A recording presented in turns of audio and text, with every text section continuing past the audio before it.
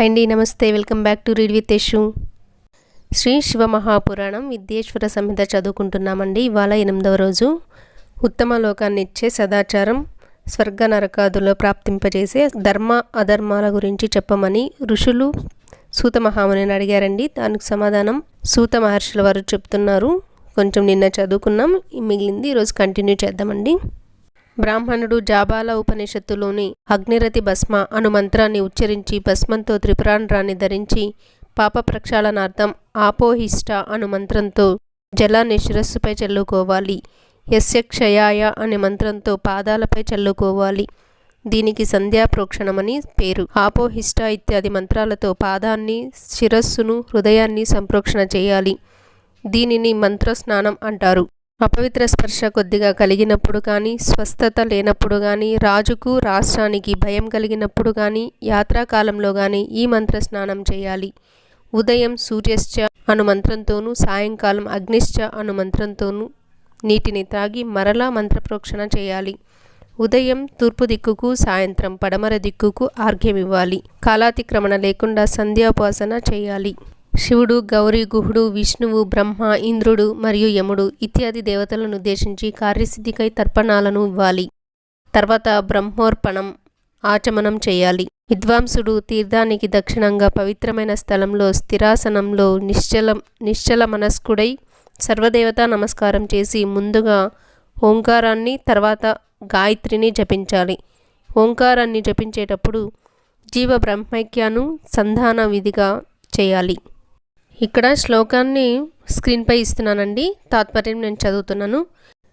ముల్లోకాలను సృష్టించిన బ్రహ్మను, సృష్టికర్త అయిన అచ్యుతిని, సంహారకర్త అయిన రుద్రుని ఆత్మప్రకాశ రూపంగా ఉపాసిస్తున్నాను. ఓంకారం మా యొక్క జ్ఞానేంద్రియాలను, కర్మేంద్రియాలను, మనోవృత్తులను, ధీవృత్తులను ఎల్లప్పుడూ భోగమోక్షములనిచ్చు ధర్మమునందు మరియు జ్ఞానమునందు ప్రేరేపించుగాక. ఓంకారార్థాన్ని బుద్ధితో ధ్యానించువాడు నిశ్చయంగా పరబ్రహ్మమే అవుతున్నాడు. ఈ అర్థం తెలియకపోయినా కేవలం బ్రాహ్మణత్వాన్ని నిలబెట్టడం కొరకై ఓంకారాన్ని జపించాలి. మూలాధారం మొదలు సహస్రారం వరకు 6 చక్రాలలోనూ విద్యేశ్వర, బ్రహ్మ, విష్ణు, ఈశా, జీవాత్మ, పరమాత్మలను ధ్యానించాలి. సోహాం అంటే అది నేనే అనే పరబ్రహ్మ బుద్ధితో ఆ దేవతలతో ఐక్యభావం చేస్తూ గాయత్రిని జపించాలి. ఆ దేవతలను బ్రహ్మరుద్రమునందు దేహానికి బయట కూడా భావన చేయాలి.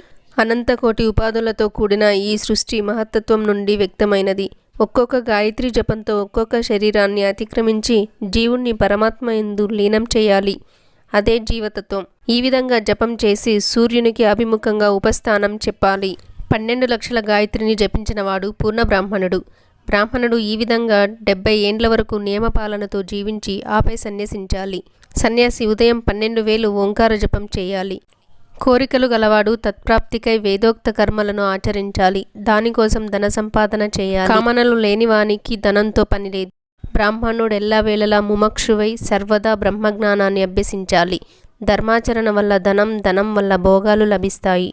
ధార్మికంగా సంపాదించిన ధనంతో లభించిన భోగం చివరకు వైరాగ్యానికి హేతు అవుతుంది. అధర్మార్జిత ధనంతో అనుభవించిన భోగాలు రాగానికి, రోగానికి హేతువులవుతాయి. ద్రవ్యధర్మం, దేహధర్మం అని ధర్మం 2 విధాలు. యజ్ఞాదులు ద్రవ్యధర్మాలు, తీర్థస్నానం ఇత్యాదులు దేహధర్మాలు. ధనం వల్ల ధనం వస్తుంది, తపస్సు వల్ల దివ్యరూపం వస్తుంది. నిష్కామ ధర్మాచరణ వల్ల అంతఃకరణ శుద్ధి, దాని వలన జ్ఞానం కలిగి తీరుతుందనడంలో సంశయం లేదు. కృతయుగంలో తపస్సు, కలియుగంలో ద్రవ్యధర్మం లేక దానం ప్రశస్తమైనవి. కృతయుగంలో ధ్యానం, త్రేతలో తపస్సు, ద్వాపరలో యజ్ఞానుష్ఠానం, కలిలో మూర్తి పూజ. వీటి వలన జ్ఞానం కలుగుతుంది. పుణ్య పాపాలను బట్టి సుఖ దుఃఖాలు ఉంటాయి. అధర్మం హింస రూపంలోనూ, ధర్మం సుఖ రూపంలోనూ ఉంటుంది. దుష్ప్రవర్తన వలన దుఃఖం, సత్ప్రవర్తన వలన సుఖం కలుగుతుంది. కనుక భోగ మోక్ష సిద్ధికై ధర్మాచరణ చేయాలి. కలిలో దానం గొప్పది. విద్య, శీలం, వృత్తము లేక నడవడిక కలవానికి దానం చేయాలి. దానం చేయలేనివాడు తపస్సును ఆర్జించాలి. తపస్సు వలన అక్షయ సుఖప్రాప్తి లభిస్తుంది.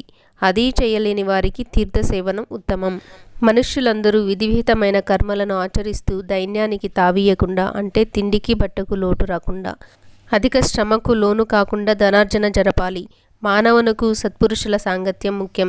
దాహానికి నీరు, ఆకలికి అన్నం ఇవి ఉత్తమమైన దానాలు. మానవుడు తన వద్దనున్న ధనాన్ని ధర్మవృద్ధి భోగ భాగాలుగా ఏర్పాటు చేసుకొని ధర్మ భాగంలో నిత్యం నైమిత్తిక కామ్యకర్మలను చేయాలి.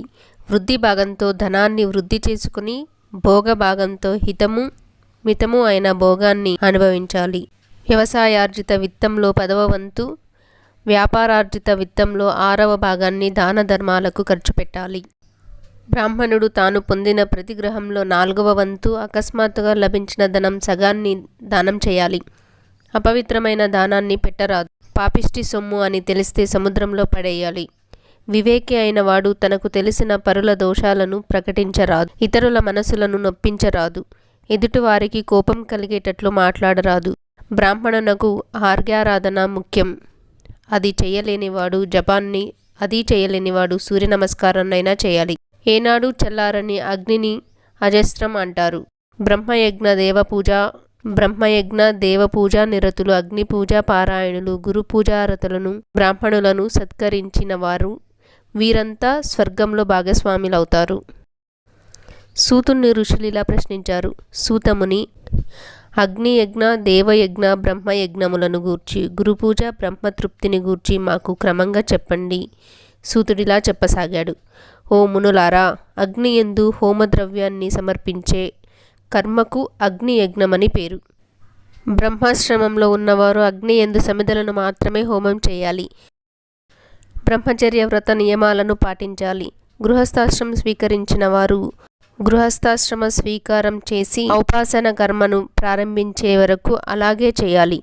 హితకరము పవిత్రము అయిన ఆహారాన్ని మితంగా భుజించుటే వానప్రస్థులకు యతులకు అగ్నియజ్ఞమవుతుంది. వారికి వేరే అగ్నిహోత్రం లేదు. ఆత్మయందు సమారోహితమైన అగ్నిహోత్రం గలవారు వారు. ఔపాసన అగ్నిని స్థాపించిన నాటి నుండి దానిని ఒక భాండంలో గాని గర్తంలో గాని ఆరిపోకుండా రక్షించాలి. దానిని అజస్రం అంటారు. రాజభయం వల్ల గాని లేదా దైవం అనుకూలించకపోవటం వల్ల గాని అగ్నిని సంరక్షించుకోలేని పరిస్థితిలో బ్రాహ్మణుడు ఆత్మయందు లేక అరణియందు ఆ అగ్నిని న్యాసం చేయాలి. దానికి సమారోహితమని పేరు. ఉదయకాలంలో అగ్ని అందియబడిన ఆహుతి ఆయువృద్ధిని, సాయంకాలం ఆహుతి సంపత్తిని కలిగిస్తుంది.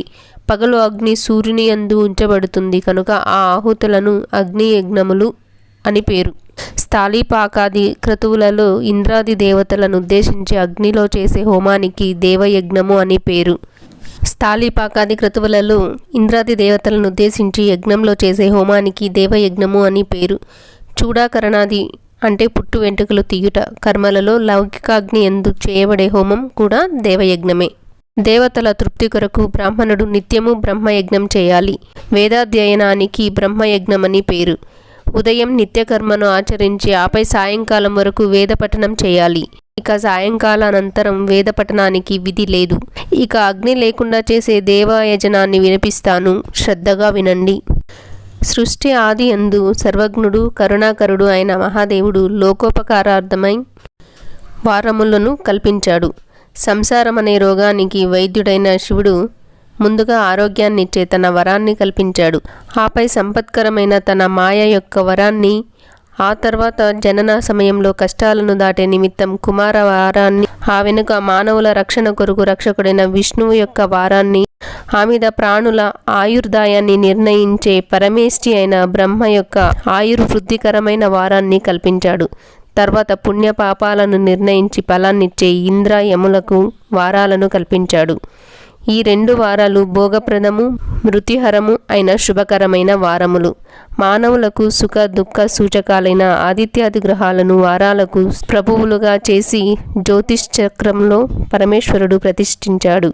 ఆదిత్యుడు మొదలుగా ఆయా దేవతల వారాలలో వారిని పూజించుట వలన వరుసగా ఆరోగ్యం, సంపద, వ్యాధినాశం, పుష్టి, ఆయుర్దాయం, భోగం, అమృతత్వం అనే ఫలాలు కలుగుతాయి.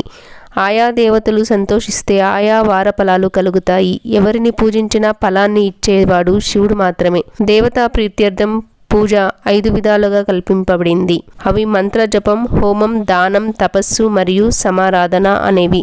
సమారాధన అంటే వేదిని, ప్రతిమను, అగ్నిని, బ్రాహ్మణుని ఉపచారంతో పూజించాలి. నేత్రరోగం, శిరోరోగం, కుష్ఠరోగం ఇత్యాది చర్మరోగ నివారణకై ఏ వారం పూజించాలి, ఏ దేవతను పూజించాలి అన్నది రేపటి భాగంలో చదువుకుందామండి. సర్వం ఉమామహేశ్వర పాదార్పణమస్తు. ఇప్పుడు జనరల్ నాలెడ్జ్ క్వశ్చన్ అండి. వింత లేదు, విడ్డూరము లేదు, అయినా అది వస్తే అందరూ నోరు తెరుస్తారు. ఎవరది? ఆన్సర్ తెలిస్తే ఇప్పుడే కామెంట్ చేసేయండి, లేకపోతే రేపటి వరకు వెయిట్ చేయండి. నిన్నటి ఈ క్వశ్చన్కి ఆన్సర్, వాళ్ళు కూర్చుంది మర్రి చెట్టు కింద అయితే మామిడి పండు ఎలా పడుతుంది?